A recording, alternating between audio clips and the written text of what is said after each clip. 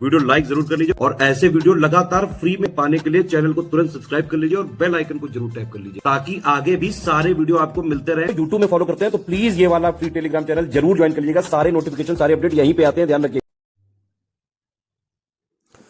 नमस्कार साथियों, स्वागत है आप सभी का स्टडी फॉर सिविल सर्विसेज में। ये क्लास है हमारी आर हिंदी की। आर का पेपर आने वाला है, तो ये है हिंदी का फुल लेंथ टेस्ट। इसमें हम हिंदी के पूरे 60 सवाल लगाएंगे। आप लोग मुझे कमेंट करके बताना आपका इन 60 सवालों में स्कोर क्या रहा। तो चलिए बिना किसी देरी के जल्दी से शुरू करते हैं। देखिए प्रश्न नंबर 1, विरंची शब्द का उचित पर्याय क्या है। विरंची शब्द का अर्थ क्या है या विरंच किसका पर्यायवाची आपको बताना है। आसान है, अगर आप लोगों ने देवताओं के पर्यायवाची पढ़े हैं, मतलब देवताओं से मतलब प्रॉपर देवता नहीं, जैसे ब्रह्मा विष्णु महेश है ना, तो इनके पढ़े हैं तो फिर आप इसको कर पाओगे। चलिए विरंची की बात करेंगे तो देखिए विरंची पर्यायवाची है ऑप्शन बी ब्रह्मा का, याद रखना पहले का option B is correct. Question number 2 देखिए, पुरंदर किसे कहते हैं। पुरंदर ऑप्शन सुरपति, शक्र, मध्वा या सभी, ये आपको बताना है। पुरंदर, तो देखिए पुरंदर जो पर्यायवाची है ये इंद्र का है, ध्यान रखना। और इंद्र का पर्यायवाची सुरपति भी है, शक्र भी है, मध्वा भी है, यानी इसका करेक्ट जवाब हो जाएगा ऑप्शन डी। आगे देखें किंकर। किंकर शब्द का अर्थ है भृत्य, अनुचर, परिचारक या सभी। किंकर। देखिए इस सवाल को करने से पहले मैं आपको एक जानकारी दे दूं कि अगर आप लोग देखिए आर का पेपर तो 18 तारीख को हो जाएगा। इसके बाद 2 नए पेपर लगे हुए हैं, एक तो पीसीएस लगा हुआ है, एक बीईओ लगा हुआ है। ये भर्ती आने वाली हैं, बीईओ की बहुत बड़ी भर्ती आएगी। तो अगर आप प्रॉपर बीईओ की तैयारी करना चाहते हैं अच्छे से 2024 के लिए, तो मैंने जो है डीवाई सीरीज़ शुरू कर दी है बीईओ के लिए। उस डीवाई सीरीज़ में आपको बहुत सारे इंपॉर्टेंट फैक्ट जो है मिल जाएंगे, आप उसको प्रॉपर फॉलो करिए और वो आपको बहुत ज़्यादा हेल्प करेगी परीक्षा में, ठीक है। तो ये एक इन्फॉर्मेशन थी डीवाई सीरीज़ के बारे में। अगर आप देखना चाहें तो देख सकते हैं, प्लेलिस्ट उसकी बनी हुई है, आप उसको एक बार चेकआउट कर लीजिए। तो देखेंगे यहाँ पे, देखिए किंकर का मतलब होता है नौकर। नौकर का अर्थ भर्त भी होता है, अनुचर भी होता है, परिचारक भी होता है, तो इसका सही जवाब होगा ऑप्शन डी। 4 देखिए, स्वर्ण का पर्याय नहीं है। क्वेश्चन नंबर 4, जातरू, पुष्कल, हेम या समीरण। तो देखिए ऊपर वाले तीनों जो हैं ये इसके पर्याय हैं, सही जवाब होगा ऑप्शन डी। ऑप्शन डी इसका पर्याय नहीं है। जिष्णु का उचित पर्याय है विविक्त, विबुधेश, मेदिनी या Dwijraj. Question number 5, question number 5 का करेक्ट आंसर है विबुधेश, ठीक है। विबुध यानी ये पर्यायवाची है इंद्र का, याद रखना। वायस किसको कहा जाता है, करट को, कांड को, पिशुन को या सभी को। क्वेश्चन नंबर 6 देखिए वायस का मतलब होता है कौवा, कौआ।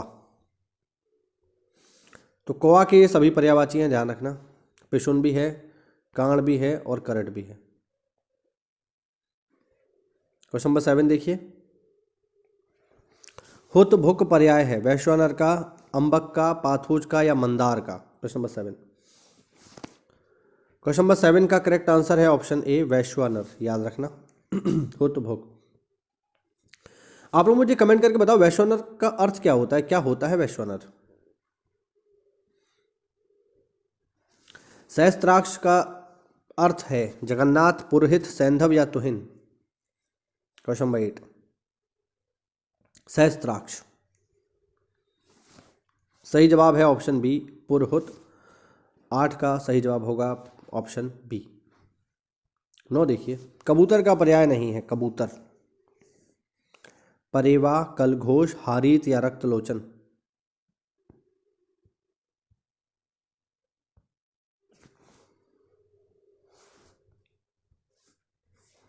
इसका सही जवाब होगा ऑप्शन बी कलघोष। कलघोष या वसंत दूती, ये जो पर्यायवाची हैं ये मैना के हैं, ध्यान रखना। आकाश का पर्याय नहीं है अटल, दिव्य, नाक या फलक।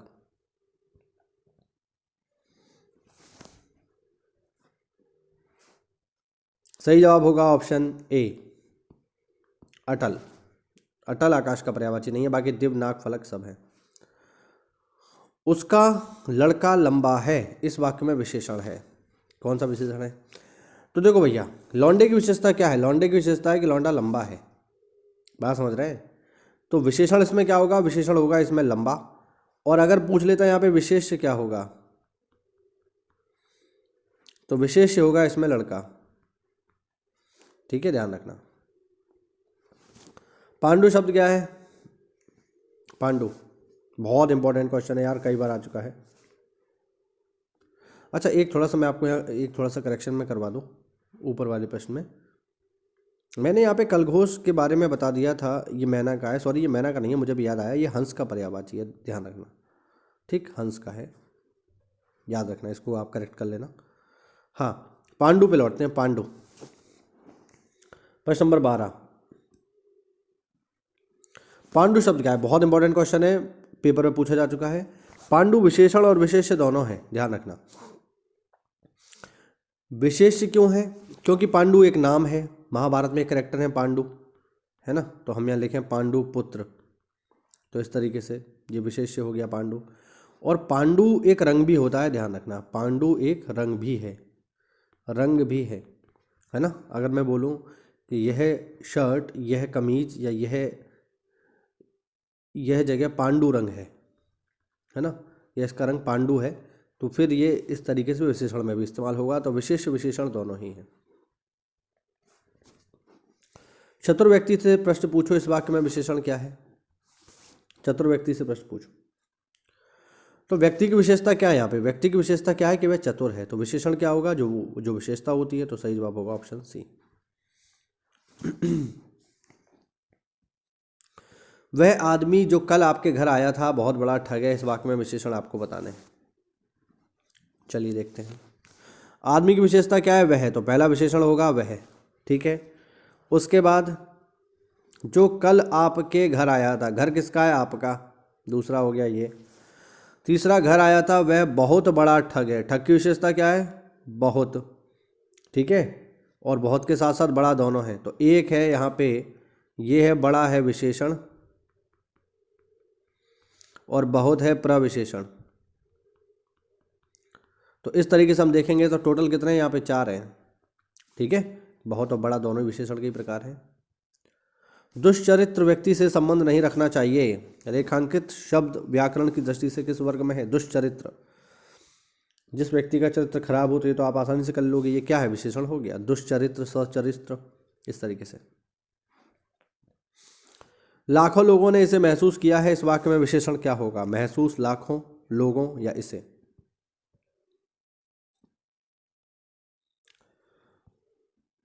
इस वाक्य में विशेषण है, लाखों लोगों ने इसे महसूस किया है।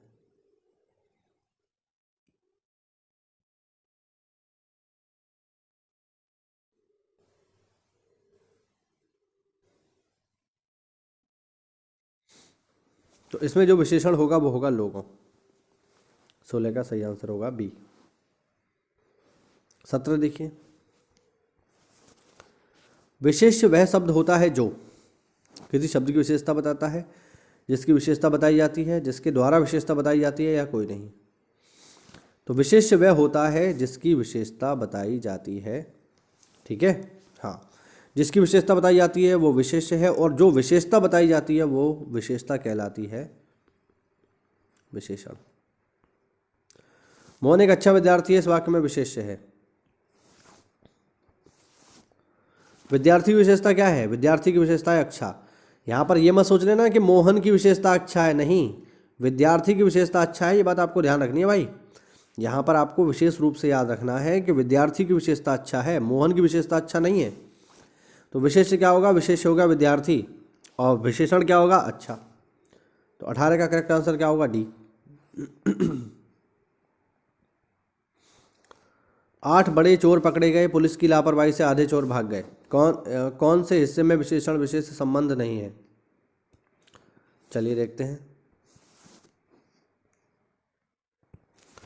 देखिए, 8 बड़े चोर, चोर की विशेषता क्या है? बड़े। ठीक है, वो भी 8, तो ये तो हो गया। ठीक, तो ये तो गलत हो गया। पकड़े गए पुलिस की लापरवाही से। ठीक है, पुलिस की लापरवाही से आधे चोर भाग गए, तो आपको बताना है इनमें से विशेषण विशिष्ट संबंध नहीं है। चलिए, तो चोरों की विशेषता हो गई बड़े, और चोर कौन से भागे? आधे। तो ये तो दोनों हट गए, ठीक है, 8 बड़े चोर भी हट गया। सही जवाब होगा ऑप्शन सी, पुलिस की लापरवाही से। इसमें कोई विशेषण विशिष्ट संबंध नहीं है। कौन सा विशेषण है? क्रोधी, कंटक, चुनौती या राही? आसान है, इसको आप कर लोगे। सही जवाब होगा क्रोधी। ये विशेषण है। मैं लिख दूं यहाँ पे राम क्रोधी है, तो राम की विशेषता क्या हो गई कि राम क्रोधी है, तो क्रोधी हो गया विशेषण, राम हो गया विशेष। तत्सम शब्द के कौन से रूप शुद्ध हैं? मतलब तत्सम शब्द में कौन शुद्ध है इनमें बताना है। शाटिका, रज्जु, अवगुंठन या तीनों ही? तो ये तो आप आसानी से कर लोगे। ऊपर वाले तीनों ही तत्सम है, याद रखना। बारात का तत्सम रूप आपसे पूछ रहा है, तो ये तो सब लोग जानते हैं, आसान है, सब लोग कर ले जाएंगे।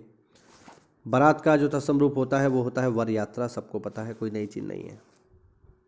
23 देखिए, मोती का तत्सम रूप आपको बताना है। मोती, मौक्तिक, मुक्तक या इनमें से कोई नहीं? 23।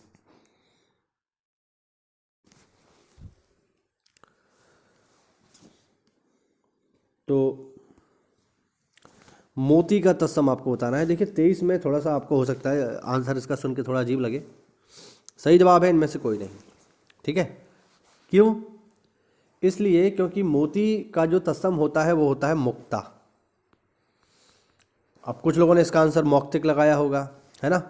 तो मौक्तिक जो है ये मोती का तत्सम नहीं है, बल्कि मौक्तिक जो है ये मोती का विशेषण है।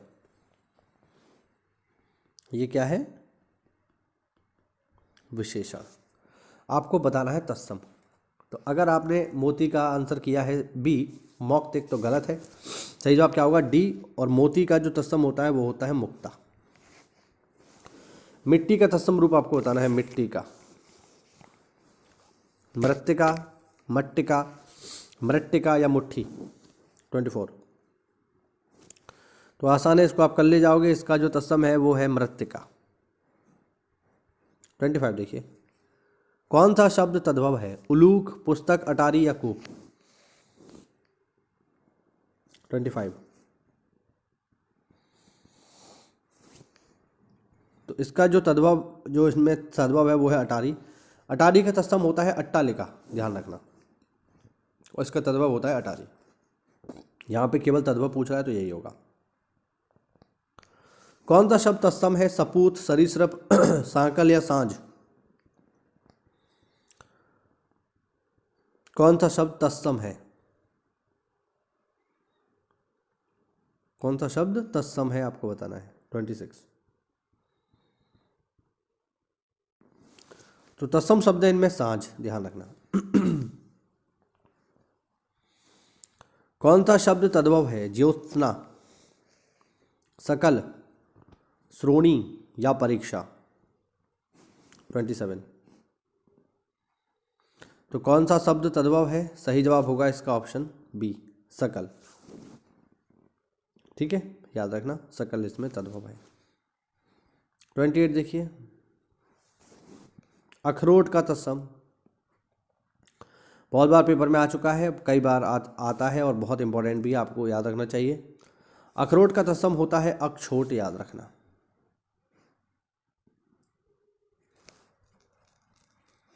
सही तत्सम शब्द कौन सा है? पारपत्र, उलूखल, परिव्राज या सभी? तो 29 का जो करेक्ट आंसर होगा वो होगा ऑप्शन डी, ये सभी जो है तत्सम शब्द हैं। पारपत्र, उलूखल और पारिव्रज, ये सारे के सारे। कौन सा शब्द तत्सम नहीं है? बलिवर्द, ईख, मधुक या कनिष्ठ?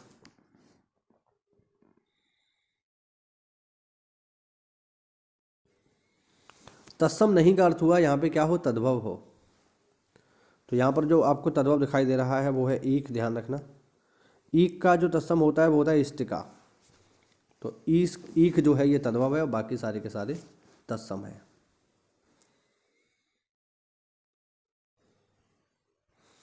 वर्तनी की दृष्टि से कौन सा शब्द अशुद्ध है? पुष्पांजलि, निरापराध, भास्कर और उज्ज्वल? वर्तनी की दृष्टि से अशुद्ध बताना है आपको।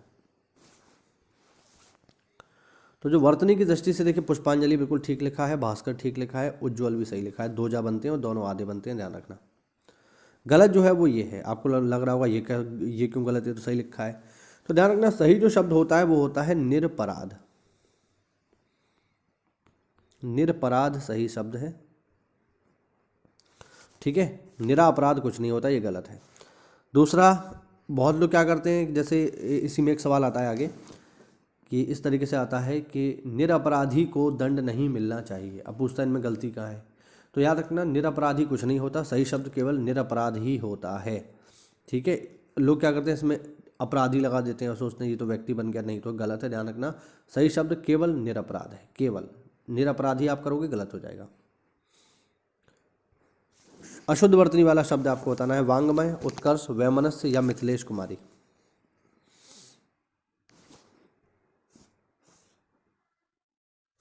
अशुद्ध शब्द है मिथिलेश कुमारी, ध्यान रखना। मिथिलेश ऐसे नहीं लिखा जाता है, मिथिलेश लिखा जाता है मिथिलेश, और कुमारी तो खैर आप लिख ही लोगे। तो सही शब्द क्या होगा इसका, मिथिलेश ये होगा। यहाँ पर लिखा है मिथिलेश, जो कि गलत है। और जहाँ तक मैं याद कर पा रहा हूँ, मिथिलेश जो है ये पर्यायवाची होना चाहिए माँ सीता का। एक शब्द में से अशुद्ध आपको बताना है कौन सा है, दैहिक, नौकरी, प्रौढ़ या पौरुष। तो ये तो आप कर लोगे, खैर इसमें कोई दिक्कत वाली बात नहीं है, आसान है। 33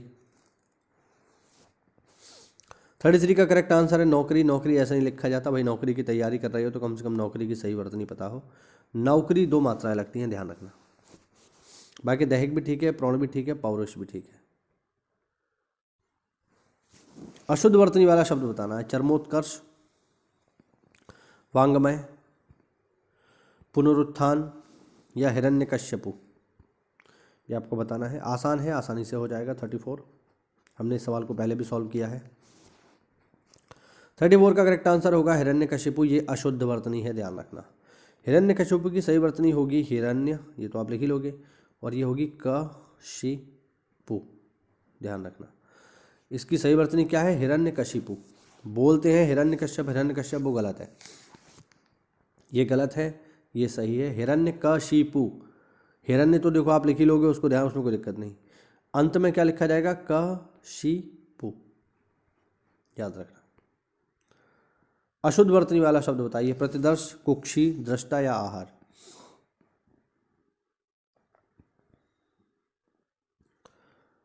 तो सही जो यहाँ पर वर्तनी, मतलब जो अशुद्ध वर्तनी है वो आपके सामने है, वो है दृष्टा। दृष्टा इस तरीके से नहीं लिखा जाएगा, दृष्टा लिखा जाएगा इस तरीके से, दृष्टा। 36 देखिए, अशुद्ध वाक्य बताइए। गौतम ऋषि की पत्नी का नाम अहल्या था, इस कार्य में बहुत विलंब हो गया। रसगुल्ला बहुत स्वादिष्ट है। एक गुलाम की माला, यहाँ पे गुलाम नहीं होगा, पहले तो होगा गुलाब, ठीक है। यहाँ पे पहले ठीक कर लो इसको, एक गुलाब की माला खरीद लेना। अब बताओ इनमें से गलत कौन सा है। ये मत सोच लेना कि जो है डी मैंने लगा दिया है तो वही होगा। गुलाब में गलती, गुलाब में गलती नहीं, वो टाइपिंग एरर है। यहाँ पर होगा एक गुलाब की माला खरीद लो, ये है। तो आप इसको गुलाम ना पढ़ करके गुलाब पढ़ो। अब इसका आंसर बताओ 36 का। देखो चलिए देखते हैं। पहला स्टेटमेंट बिल्कुल सही है, पहला जो सेंटेंस है करेक्ट है। अहल्या को इसी तरीके से लिखा जाता है, ध्यान रखना। अहिल्या लोग बोलते जरूर है अहिल्या, है ना, लेकिन ये गलत है। सही शब्द क्या है, अहल्या। इस कार्य में बहुत विलंब हो रहा है, ये भी ठीक है। रसगुल्ला बहुत स्वादिष्ट है, इसमें क्या गलती होगी भाई, ये भी ठीक है। लेकिन ये जो सेंटेंस है ये वाला, ये गलत है। क्यों? एक गुलाब की माला का तो मतलब ये हुआ कि पूरी माला में एक ही गुलाब है, एक गुलाब की माला थोड़ी होगी। सही शब्द क्या होगा, सही वाक्य क्या होगा, गुलाब की एक माला, गुलाब की एक माला, ना कि एक गुलाब की माला। गलत हो जाएगा, ध्यान रखना। 37 देखिए, कौन से शब्द की वर्तनी ठीक है, उज्ज्वल, इक्षु, प्रकांड या सभी।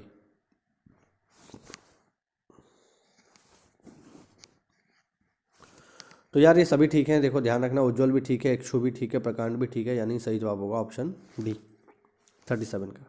38 देखिए, कौन से शब्द की वर्तनी गलत है, कैवल्य, चरमोत्कर्ष, कौशल्या, सभी की।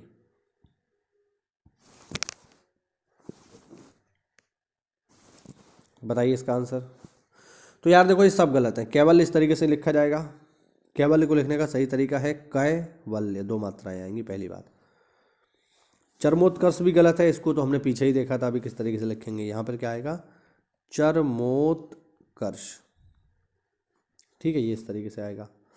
कौशल्या भी गलत लिखा है, सही वर्तनी क्या होगी, कौशल्या, कौशल्या, ठीक, सा का यहाँ पे गलती है। तो सही जवाब क्या हो जाएगा, ऑप्शन डी। सब गलत है ये। कौन सा शब्द शुद्ध है, कौरवाकर्षण, जाज्वल्यमान, प्रफुल्ल या प्रोषित। 39।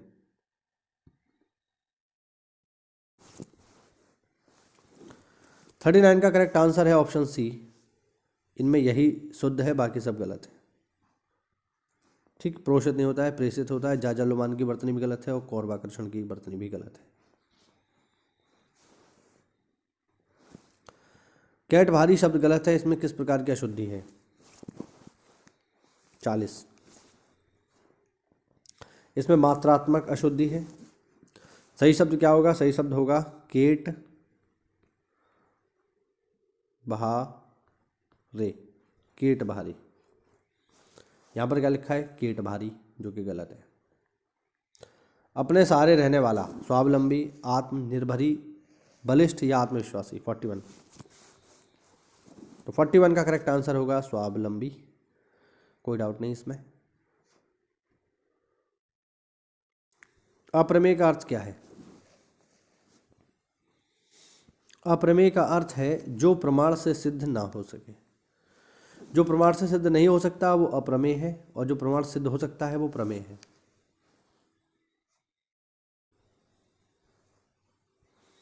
किसी पर विजय प्राप्त करने की प्रबल इच्छा, विजेता, विजेता, जिज्ञासा या जिज्ञासु। तो आसान है, आप इसे कर ले जाओगे आसानी से। सही जवाब होगा ऑप्शन सी, जिज्ञासा। किसी पर विजय प्राप्त करने की प्रबल इच्छा क्या कहलाती है, जिज्ञासा। जो स्त्री सूर्य न देख सके उसे क्या बोलेंगे, शास्त्रज्ञ, असूर्यम पश्या, स्त्रोण या दुर्निवार। तो जो स्त्री सूर्य नहीं देख सकती उसे कहा जाएगा असूर्यम पश्या। असूर्यम पश्या, जो स्त्री कभी सूर्य नहीं देख सकती है उसे कहते हैं असूर्यम पश्या। शास्त्राज्ञा का मतलब हो गया जो स्त्री शास्त्रों की ज्ञानी हो। स्त्रोण का मतलब हो गया जो स्त्रियों के स्वभाव का हो। और दुर्निवार का मतलब हो गया जिसका निवारण बहुत मुश्किल हो।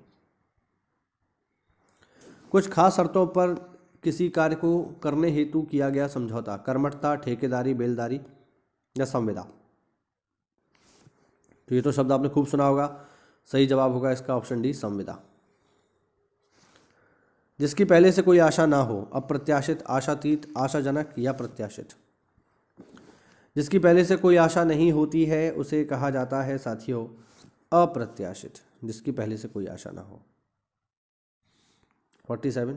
जिसका पति विदेश गया हो, नवोड़ा, प्रोषित पत्रिका, ठीक है, ये ऑप्शन है, देखो आगे 47।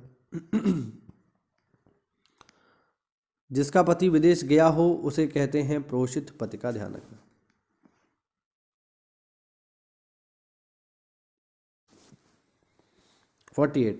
पैर से सिर तक क्या बोलेंगे इसको। इसके लिए एक शब्द आपको बताना है, वाक्यांश के लिए एक शब्द। पैर से सिर तक को कहा जाता है साथियों, अब ये मत कर देना नख और शिख, नहीं ये गलत है। सही जवाब इसका क्या होगा, आपाद मस्तक, यानी पैर से लेके मस्तक तक। राज्य द्वारा जारी किया गया आदेश, ये तो आप कर ही लोगे, बहुत ही आसान है। तो 49। राज्य द्वारा जो आदेश दिया जाता है उसे कहते हैं अध्यादेश। अनुचित बात के लिए आग्रह करने वाला क्या कहलाता है, क्वेश्चन नंबर 50। तो ये आपने जरूर सुना होगा। जो अनुचित बात के लिए आग्रह करता है उसे कहते हैं दुराग्रही, ऑप्शन बी। निषिद्ध का विलोम नहीं है, विहित, वर्जित, अनुशंसित या स्वीकृत। तो विलोम नहीं है ये पूछ रहा है,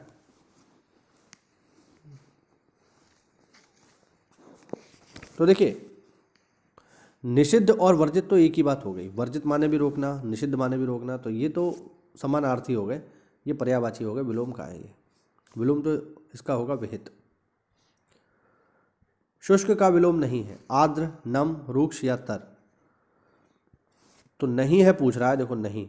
आर्द्र इसका विलोम होता है, नम भी होता है, तर भी होता है। इसका विलोम कौन सा नहीं है, तो यह है रुक्ष। रुक्ष का मतलब होता है बहुत ज़्यादा खुरखुरा, ठीक है। 53 देखिए, स्थूल का विलोम नहीं है, नहीं है पूछ रहा है, ध्यान रखना। सूक्ष्म, तन्वी, दुर्बल या शाश्वत, तो आसानी से हो जाएगा। स्थूल मतलब होता है भारी सा, तो सूक्ष्म इसका विलोम है, तन्वी इसका विलोम है, दुर्बल इसका विलोम है, बट शाश्वत इसका विलोम नहीं है। Option D is correct. प्रक्षक का सही विलोम आपको बताना है, प्रक्षक। 54 प्रक्षक का सही विलोम है संयुक्त। प्रक्षक का मतलब है अलग अलग करना, संयुक्त का मतलब है एक करना। उपयोग शब्द का विलोम बताना है, उपयोग का। उपयोग का अर्थ जो होता है ये सकारात्मक ढंग में लिया जाता है। आप किसी चीज़ का उपयोग कर रहे हैं, और अगर आप किसी चीज़ को गलत ढंग से इस्तेमाल करेंगे तो उसके लिए शब्द इस्तेमाल होता है दुरुपयोग, ध्यान रखना, ठीक है। तो इसका सही जवाब क्या होगा, ऑप्शन बी। दुरुपयोग गलत तरीके से इस्तेमाल करना, उपयोग सही तरीके से यूज़ करना। गलत विलोम युग्म कौन सा इसमें, 56। दक्षिण का वाम सही है, विधि का निषेध भी ठीक है, बर्बर का सभ्य भी ठीक है, पर उद्यम का जो यहाँ दिया हुआ है ये गलत है। अब आप कहोगे उद्यम का तो निरुद्यम ही होता है, हमने भी यही पढ़ा है। भाई सही बात है, यही होता है, मैं मना थोड़ी कर रहा हूँ, लेकिन आप इसमें हल्का सा ध्यान दोगे तो आपको इसकी वर्तनी में गलती मिलेगी। कहाँ गलती मिलेगी कि उद्यम का जो विलोम होता है वो निरुद्यम होता है, वो बात सही, मतलब आपको ये सही लग रहा होगा, बट एक्चुअल में आप ध्यान दोगे तो आप पाओगे कि निरुद्यम जो विलोम है ये उद्यमी का है, उद्यम का नहीं है भाई। तो बस यही थोड़ा सा आपको ध्यान रखना है, निरुद्यम जो विलोम है उद्यमी का है, ना कि उद्यम का है। तो बस यही गलत है इसमें। बात पकड़ में आई नहीं आई? शुद्ध विलोम युग्म है अल्पज्ञ, बहुज्ञ, संयुक्त, संधियुक्त, समस्त, अभ्यस्त, अज्ञ का अनभिज्ञ। शुद्ध, तो शुद्ध का यहाँ पे हमें बताना है कौन सा शुद्ध है, तो ए शुद्ध है। अल्पज्ञ मतलब जो बहुत कम जानता है, बहुज्ञ जो बहुत ज़्यादा जानता है। बाकी ये सब गलत है नीचे वाले। आप लोग कमेंट करके बताओ ये क्यों गलत है, खासकर ये वाला क्यों गलत है, आप लोग कमेंट करके बताइए मुझे। 58 देखिए, विलोम की दृष्टि से अशुद्ध है सचल, चल, निरपेक्ष, सापेक्ष, मौलिक, अनुदित, बंधन, मोक्ष। 58 तो अशुद्ध है ए। सचल और चल ये तो दोनों एक ही बात हो गई यार, अलग अलग काम हुई। बाकी ये नीचे वाले सब तीनों ठीक है। सचल का मतलब है साथ चलने वाला, और चल का मतलब भी वही है, चलने वाला, तो ये तो समानार्थी हो गए, विलोम नहीं है। 59 आपको बताना है। साथी का विलोम आपको बताना है, साथी। साथी जो साथ चले उसको बोलेंगे हम लोग साथी। तो साथी का जो विलोम होगा वो क्या होगा, जो आपका बात बात पे विरोध करे। तो साथी का विलोम क्या हो जाएगा, विरोधी, जो आपके साथ नहीं है। और लास्ट प्रश्न इस सीरीज का, ईप्सित का विलोम आपको बताना है। देखिए ईप्सित की वर्तनी भी ध्यान रखना, ईप्सित ये पेपर में वर्तनी भी आती है इसकी। ईप्सित का विलोम होता है अनीप्सित, ध्यान रखना, ऑप्शन सी इज करेक्ट। इसी के साथ हमारे 60 सवाल पूरे हुए, हिंदी का टेस्ट पूरा हुआ, ठीक है। अब आप लोग मुझे कमेंट करके बताओ कि आपका स्कोर क्या है, कितने नंबर आपने इसमें सही करे हैं, 60 में से आपके कितने नंबर आ रहे हैं, ठीक है। और बीओ के लिए अगर आप तैयारी करना चाहते हैं, आपका यार दोस्त कर रहा हो, तो उसे चैनल जो है भेजिए कि यहाँ पर डिवाइस सीरीज चल रही है जिसमें आपको बीओ की कंप्लीट तैयारी फ्री में करवाई जा रही है। मिलते हैं अगली क्लास में, तब तक के लिए जय हिंद, जय भारत और वंदे मातरम।